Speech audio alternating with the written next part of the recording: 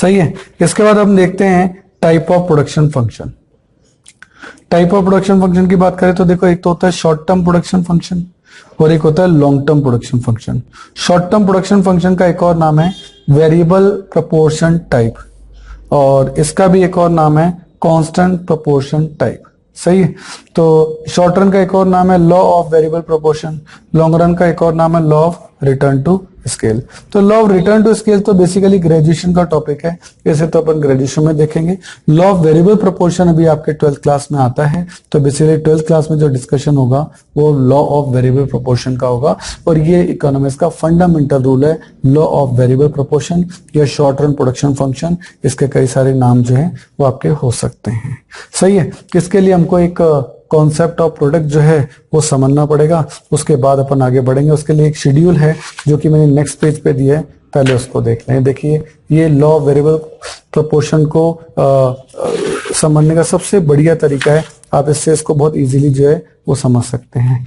Law of variable proportion short run का concept है, और शॉर्ट रन में फिक्स फैक्टर कभी चेंज नहीं होते, तो फिक्स फैक्टर देख लो हमेशा 1:1 ही चल रहा है। सही है। वेरिएबल फैक्टर आप बढ़ा रहे हो 1 2 3 4 5 6 बढ़ा रहे हो। अच्छा, टोटल प्रोडक्ट पहले तो तेजी से बढ़ेगा। देखो एमपी देख लो, पहले 10 बढ़ा, पहले से दूसरे से 20 मिला। अब आपका प्रोडक्शन उतना नहीं होगा, तीसरे से 15 ही हुआ, चौथे से 7 ही हुआ, पांचवे से 0 ही हुआ, और देन तो माइनस में चला गया। तो एमपी पहले बढ़ा, फिर कम हुआ, फिर 0 पहुंचा, और फिर माइनस में चला गया। एमपी का टोटल ही टीपी है ना, यानी sigma MP equals to TP. तो देखो 10 एंड 20 30 30 एंड 15 45 45 7 52 52 0 52 52 माइनस 4 48, ये टीपी बन गया। एमपी का सिग्मा ही टीपी कहलाता है। सही है।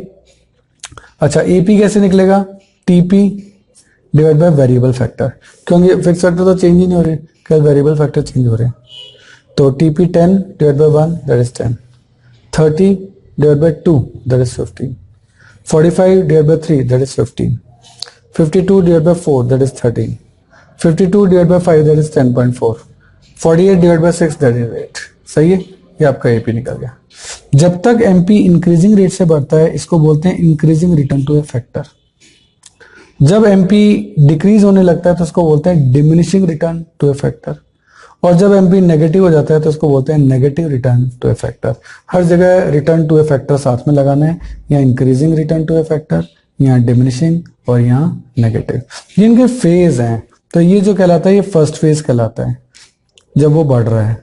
जब वो कम हो रहा है डिमिनिशिंग, तो वो सेकंड फेज कहलाता है, और जब वो नेगेटिव आ जाता है तो वो आपका थर्ड फेज जो है वो आपका कहलाता है। तो देखो, increasing return to factor, diminishing return to factor, और then negative return to factor. सही है। इसको अपन एक डायग्राम की हेल्प से भी जो है वो देख सकते हैं। देखो, पहले एमपी आपका बढ़ा, मैक्सिमम पे पहुंचा, फिर वो डिमिनिशिंग होने लगा, फिर वो 0 पहुंचा, और फिर वो नेगेटिव हो गया। इसी का क्यूमुलेटिव है ये वाला। ये एमपी आपका बढ़ रहा है तो ये टीपी भी बढ़ रहा है। अब एमपी आपका पॉजिटिव तो है लेकिन उतनी तेजी से नहीं बढ़ रहा, तो ये भी आपका जैसे बढ़ते हुए यहां जाना चाहिए था जिस हिसाब से इसका एंगल है, लेकिन इसका एंगल चेंज हो गया। क्यों? क्योंकि एमपी नीचे जा रहा है। फिर जैसे ही एमपी अपने 0 पे पहुंचा तो टीपी आपके मैक्सिमम पे आ गया, और जैसे ही एमपी आपका नेगेटिव हुआ टीपी आपका नीचे आ गया। तो यहां जहां से एंगल चेंज हुआ ना, जहां की एमपी आपका मैक्सिमम था, ये आपका पॉइंट ऑफ इन्फ्लेक्शन कहलाता है। क्या कहलाता है? Point of inflection. जहां से आपका एमपी आपका मैक्सिमम था और उसकी बढ़ने की स्पीड अब कम होनी चालू हो गई है, दैट्स व्हाई इसको कहता है पॉइंट ऑफ इन्फ्लेक्शन। यहां से एंगल क्या हो गया? चेंज हो गया। सही है। तो अपन इसको इजीली याद कर सकते हैं कि जब एमपी मैक्सिमम पे होता है वो पॉइंट ऑफ इन्फ्लेक्शन होता है, जब एमपी 0 पे होता है तो टीपी मैक्सिमम होता है, और जब एमपी नेगेटिव आ जाता है तो टीपी भी गिरने लग जाता है। यहाँ मैंने पूरे फेज दिए हैं, फेज 1 क्या है, phase 2, phase 3, point of inflection क्या है, ये सब मैंने इसमें बातें बताई है। बिटवीन O टू Q, तो ये O है, ये Q है, टीपी इंक्रीजिंग है, इंक्रीजिंग है। बिटवीन Q टू M, ये Q to M, beyond point M के बाद, और देन पॉइंट ऑफ इन्फ्लेक्शन वो इसके लिए बताया है। सही है। तो आप इसको, इस चीज को इस तरीके से यहाँ देख सकते हो। अब सर इनके रीजन क्या हैं, और जो अब प्रोड्यूसर होता है वो कौन से फेज में रहना चाहता है, तो देखो प्रोड्यूसर बेसिकली सेकंड फेज में रहना पसंद करता है, क्योंकि सेकंड फेज में उसे एमपी तो मिल ही रहा है। वैसे तो एमपी मैक्सिमम में यहीं हट जाना चाहिए, लेकिन वो सोचता है कि चलो ठीक है आगे कभी बढ़ जाएगा, नहीं तो अगर अपन अभी प्रोडक्शन बंद कर देंगे तो मजदूर अनएम्प्लॉयड हो जाएंगे, तो इससे बढ़िया उनको काम में लगा के रखो, अपन को एमपी मिल तो रही है। लेकिन जैसे वो एमपी 0 आता है ना, तब वो उससे पहले पहले, तो इसलिए वो चाहता है कि इससे पहले ही मैं प्रोडक्शन बंद कर दूं। दैट्स व्हाई सेकंड फेज उसके लिए फेवरेबल होती है। सेकंड फेज के बाद वो थर्ड फेज में जाना पसंद नहीं करेगा, तो वो सेकंड फेज जहां एमपी 0 आता है वो अपना प्रोडक्शन करना बंद कर देगा। अब इनके रीजन क्या है, क्यों आती है ये फेज 1, 2, 3 पॉइंट ऑफ इन्फ्लेक्शन, ये सब क्यों आते हैं, इसके रीजन अपन नेक्स्ट पेज पर डिस्कस करेंगे, उनको अपन देखते हैं। देन रीजंस में अपन देखते हैं, reason for increasing return to a factor that is our phase 1। सबसे पहले better utilization of fix factor. कहने का मतलब ये है कि आप अपनी लैंड का यूज कर रहे हो, लेकिन अभी आप शुरुआत ही तो की है, काम को जमने में थोड़ा सा टाइम लगेगा, आपको भी पता नहीं है कितनी लेबर रखी जाए, और जमीन बड़ी है, आपने लेबर कम रख लिए, और धीरे धीरे लेबर भी काम सीखेगी, वो कौन सी परफेक्ट है, तो आप अभी उसका बेटर यूज करना चालू करेंगे, लैंड का भी और लेबर का भी। तो शुरुआत में क्या है कि काम बड़ी तेजी से बढ़ता है, जैसे आप पढ़ना चालू करते हो तो शुरुआत वाले नंबर तो बड़ी जल्दी आ जाते हैं, और यार 5 नंबर आ गए 10 में से, और 6 आ गए, तो वो जल्दी आ जाते हैं, क्योंकि शुरुआती काम आसान होता है ना, और वो फिक्स है, इतने नंबर तो आ ही जाएंगे, लेबर भी इतना काम तो कर ही लेगी, जमीन पे इतना प्रोडक्शन तो हो ही जाएगा, ये फिक्स है। और फिर हम उनका बेटर यूटिलाइजेशन कर रहे हैं, क्योंकि अभी बहुत स्कोप है काम में, अभी आपके 5 ही मार्क है, 10 मार्क तक तो बहुत स्कोप है, तो बेटर यूटिलाइजेशन होता है शुरुआत में। Increase efficiency of variable factor. देखो जैसे ही आप डिवीजन ऑफ लेबर करते हो, आप काम सीखने लग गए, लेबर्स में आपने काम बांट दिया, लेबर बार बार उसी काम को कर रहा है, तो उसके अंदर स्पेशलाइजेशन आने लग जाता है। क्या आने लग जाता है? स्पेशलाइजेशन। अब वो उस काम को बहुत परफेक्टली करने लग जाता है। अब बहुत परफेक्टली करता है तो प्रोडक्शन तेजी से बढ़ता है। तो ये डिवीजन ऑफ लेबर के कारण और स्पेशलाइजेशन, ये जो वर्ड है ना, इनको आप जरूर से लिख लीजिएगा, division of labour and specialization, ये अपन को वर्ड ध्यान रखने हैं, ठीक है। देन है इंडिविजिबिलिटी of fix factor.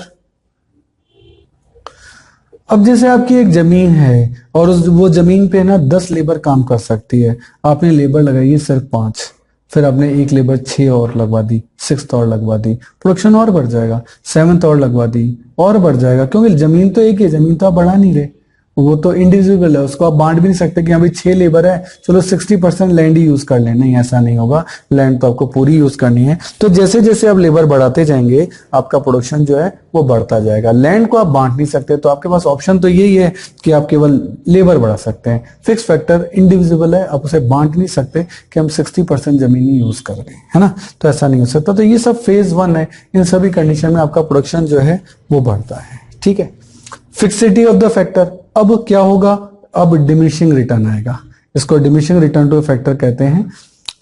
The fix factor in the production unit become insufficient for more and more variable factor. अब आप लेबर बढ़ाते जा रहे हो, तो आप 10 तक तो यहाँ पहुंच गए, 10 लेबर लगा दी, 10 ही लग सकती है। अब आप 11th भी लगवा रहे हो, फिर 12th लेबर भी लग रही है, फिर 13th लेबर भी लग रही है। अब लेबर बढ़ाते जाओगे तो जमीन की कैपेसिटी है, उस जमीन से ज्यादा जो कैपेसिटी है उससे ज्यादा आप जने लगाएंगे तो प्रोडक्शन बढ़ेगा तो ना, फिर तो प्रोडक्शन उल्टा कम हो जाएगा, क्योंकि वो जो लेबर 10 के बाद लग रही है जो कि उसकी कैपेसिटी है फुल, उससे ज्यादा लेबर अगर आप लगाएंगे तो वो मजदूर तो आपस में लड़ेंगे, उनके बीच में फालतू के झगड़े चालू होंगे, और उसकी लैंड की अब इतनी कैपेसिटी नहीं है कि वो उससे ज्यादा लेबर एब्जॉर्ब कर सके। दैट्स व्हाई ये कहलाता है फिक्सिटी ऑफ द फैक्टर, कि भैया फैक्टर की भी एक फिक्सिटी है, फिक्स है, 10 से ज्यादा जने तो आप उस पर नहीं लगा सकते। देन इम्परफेक्ट फैक्टर सब्स्टिट्यूटेबिलिटी, जो रेशियो है आपका किसमें, जैसे अपन लेबर बढ़ाते जा रहे हैं, लेबर हम बढ़ाते जा रहे हैं, पर लेबर बढ़ाते बढ़ाते कोई ये थोड़ा ना कि 10 लेबर लगा दी उसके बाद और लेबर लगा देंगे, सर हम 5 लेबर और लगा देंगे तो 5 लेबर एक जमीन के बराबर हो जाएंगे, ऐसा नहीं हो सकता। लेबर कभी भी लैंड को जो है ना वो सब्स्टिट्यूट नहीं कर सकता, रिप्लेस नहीं कर सकता। लेबर लेबर की जगह है और लैंड लैंड की जगह है। सब्स्टिट्यूटेबिलिटी नहीं है कि अब सर मैं 5 लेबर लगा देता हूं, उनका भी एक जमीन मान लेना, ऐसा नहीं हो सकता। जहां जो चीज काम आएगी वहां वही चीज काम आएगी। तो होता क्या कि आप लेबर बढ़ाते जा रहे हैं तो प्रोडक्शन अब नहीं बढ़ेगा, क्योंकि अब आपको एक मौका ऐसा आएगा जहां आपको लेबर की जगह लैंड बढ़ानी पड़ेगी, सही है, क्योंकि लेबर जो है वो लैंड को सब्स्टिट्यूट नहीं कर सकती। तो ये बात अपन को ध्यान रखनी पड़ती है। रीजन फॉर नेगेटिव रिटर्न, अब आप और लेबर बढ़ा रहे हैं, ठीक है जी, 10-15 लेबर हो गए, उसके बाद और लेबर बढ़ा रहे हैं, अब इतनी ज्यादा लेबर हो जाएगी कि जमीन पे खड़े रहने की लायक जगह नहीं है, तो फिर वहां प्रोडक्शन थोड़ा ना होगा, वहां तो नुकसान होगा उल्टा। तो लिमिटेशन ऑफ फिक्स फैक्टर, कि फिक्स फैक्टर की भी लिमिटेशन है, लैंड की लिमिटेशन है, उसके बाद तो आप उस पर लगा ही नहीं सकते, फिर तो प्रोडक्शन का ऑप्शन ही खत्म हो जाएगा। भाई 15 लेबर लगा दी तो प्रोडक्शन कम हो रहा है और आप और लगा रहे हो तो अब तो मतलब ही नहीं है, तो वहां प्रोडक्शन तो नेगेटिव जाना ही जाना है, क्योंकि लैंड की भी क्या है, लिमिटेशन है। Poor coordination between variable and fix factor, मान लेते हैं कि फिक्स फैक्टर और वेरिएबल फैक्टर के बीच में जो रेशियो था पहले 1:1 का था, फिर 1:2 हो गया, वो भी चल गया, किसी तरह से 1:3 भी चल गया, पर 1:15 तो नहीं चल सकता ना। तो डेफिनेटली इतना खराब रेशियो अगर हो जाएगा तो डेफिनेटली वहां प्रोडक्शन जो है वो अपने आप ही नेगेटिव आ जाएगा, वहां प्रोडक्शन जो है वो होगा ही नहीं। सही है। देन है decrease in efficiency of variable factor. अच्छा, लेबर पे अपन बढ़ाते तो जा रहे हैं, पर लेबर भी एक मौका ऐसा आएगा जो काम करते करते जो है वो बोर होने लगेगा, उसको उस काम में इंटरेस्ट नहीं आएगा, तो डेफिनेटली उसका प्रोडक्टिविटी जो है कम हो जाएगी, प्रोडक्शन कम हो जाएगा। जैसे आपके साथ नहीं होता, आप पढ़ते जा रहे हैं, आप 2-3 घंटे 4 घंटे 5 घंटे, लेकिन एक हफ्ता ऐसी आएगी कि आप पढ़ तो रहे लेकिन समझ में कुछ नहीं आएगा। सही है, ऐसा आता है ना, एक ऐसा मौका वो लेबर के साथ भी आ जाता है, और लेबर भी जो है उस काम को एंजॉय नहीं करता और प्रोडक्शन जो है वो बढ़ नहीं पाता। तो ये decrease in efficiency of variable factor है कि एक मौके पे आके लैंड तो छोड़ो, वेरिएबल फैक्टर की एफिशिएंसी भी क्या हो जाती है, कम हो जाती है। सही है। अब इनके रिलेशनशिप जरा से देख लें अपन। फिक्स फैक्टर दे रखे हैं, वेरिएबल बढ़ रहा है, ये टीपी है, ये एमपी है। वही है, जब तक एमपी आपका बढ़ रहा है टीपी तेजी से बढ़ता है, जहां एमपी अपने मैक्सिमम पे आ जाता है वो पॉइंट ऑफ इन्फ्लेक्शन हो जाता है। अब एमपी नीचे गिर रहा है तो टीपी की बढ़ने की स्पीड भी जो यहां जानी चाहिए थी वो कम हो गई। जैसे ही एमपी 0 पे आया टीपी मैक्सिमम पे आ गया, और जैसे ही एमपी नेगेटिव हुआ टीपी भी गिरने लग गया। ये इनके रिलेशन है जो कि अब शेड्यूल और ये डायग्राम और देन ये आपको रिलेशन लिखने पड़ेंगे, जो सारे मैंने बोले कि when TP increases at increasing rate MP also increases. सही है, टीपी इंक्रीजिंग रेट से बढ़ रहा है तो एमपी भी बढ़ रहा है। वही सारे पॉइंट है जो मैंने आपको बोले। देन है relationship between AP and MP. तो देखो एपी थोड़ा मॉडरेट होता है, मतलब देखो ज्यादा फ्लक्चुएशन नहीं, इतना सही हुआ। एमपी थोड़ा एग्रेसिव होता है, तो बढ़ता भी तेजी से और गिरता भी तेजी से, तो MP is more aggressive than AP. अच्छा, एमपी नेगेटिव आ सकता है, ये देखो यहाँ नेगेटिव आ गया। एपी कभी नेगेटिव नहीं आता, एवरेज कभी नेगेटिव नहीं हो सकता। अच्छा, एमपी जो है मैग्नेट का काम करता है, M for MP marginal product और एम फॉर मैग्नेट। देखो जब एमपी ऊपर जा रहा था तो एपी भी ऊपर जा रहा था, जब एमपी नीचे आ रहा है तो एपी भी नीचे आ रहा है। सही है, तो जब एमपी बढ़ता है तो एपी भी बढ़ता है, जब एमपी कम होता है तो एपी भी कम होता है। लेकिन this is the area in which MP तो नीचे आ रहा है और एपी स्लाइटली ऊपर जा रहा है, क्योंकि इस दौरान क्या एमपी को क्रॉस करना है ना, एमपी क्या करता है, एपी को उसके मैक्सिमम पॉइंट पे काटता है। सही है, तो जिस दौरान इस छोटा सा एरिया में एमपी जो है जब नीचे आ रहा है, एपी स्लाइटली बढ़ रहा है, और जैसे ही एमपी एपी को उसके मैक्सिमम पॉइंट पे काटता है और नीचे आ जाता है, तब उसके बाद एपी मैक्सिमम था, अब एपी नीचे ही आएगा, ऊपर नहीं जाएगा, क्योंकि एमपी जो है उसको अट्रैक्ट करता है नीचे की तरफ। यहाँ वो उसको अट्रैक्ट कर रहा था ऊपर की तरफ, यहाँ वो उसे अट्रैक्ट कर रहा है नीचे की तरफ। तो ये सारे रीजन जो हैं वो मैंने यहाँ लिखे हैं एमपी और एपी के रिलेशन के लिए। सही है, तो जो टॉपिक है बहुत ही फंडामेंटल है, इसको आप अच्छे से ध्यान रखिए। आगे से ग्रेजुएशन वगैरह में भी ये टॉपिक जो है आपके इन डेप्थ जो है वो आपका काम आएगा। डायग्राम के साथ रिलेशनशिप और शेड्यूल, अगर 6 नंबर का क्वेश्चन है तो ये तीनों चीजें आपको वहां देनी पड़ेंगी। सही है, ये जरूर से ध्यान रखिएगा। 3 नंबर का क्वेश्चन है तो फिर आपका काम जो है वो केवल रिलेशनशिप और शेड्यूल से या रिलेशनशिप और डायग्राम से चल जाएगा। लेकिन अगर 6 नंबर का क्वेश्चन है तो 2 मार्क्स 2 मार्क्स और 2 मार्क्स, इस तरीके से आपको क्वेश्चन को कैरी ऑन करना होता है। तो इसको आप एक बार और देखिए, नोट्स आपके मैंने साथ में लगाए हैं, नोट्स आपको लिखने की जरूरत नहीं है, पीडीएफ फाइल आपको दी गई है, आप इजीली उसको एंजॉय कर सकते हैं। Okay, thank you. अगर आपको मेरे वीडियोस पसंद आ रहे हैं तो देखिए एक लाइक शेयर और सब्सक्राइब तो बनता है, तो मेरी खुशी के लिए एक लाइक तो कर दीजिए। देखिए आपका टाइम बड़ा कीमती है, तो यदि नोट्स लिखने में आप अपना टाइम बचाना चाहते हैं और वर्कशीट भी गेट करना चाहते हैं तो इन सभी की पीडीएफ का लिंक नीचे डिस्क्रिप्शन में गिवन है, आप वहां जाके देख सकते हैं। देखिए स्टूडेंट, जितने भी वीडियो हमने बनाए हैं उनके जितने भी क्वेश्चन मैं वीडियोस में करा रहा हूँ उनका लिंक आपको डिस्क्रिप्शन में दे रखा है। आप वहाँ से उस लिंक को डाउनलोड कर सकते हैं, उसका प्रिंट आउट निकाल सकते हैं। उसके बाद वो क्वेश्चन पेपर आप अपने सामने रखिए और देन आप वीडियो देखिए। उससे आपको फ़ायदा ये होगा कि क्वेश्चन आपके सामने रहेगा। तो ये चीज़ जरूर से कर लेनी है। और मैं आपको एक बार स्पेशल बताना चाहता हूँ कि ये जो वीडियो है ये तो ट्रेलर है।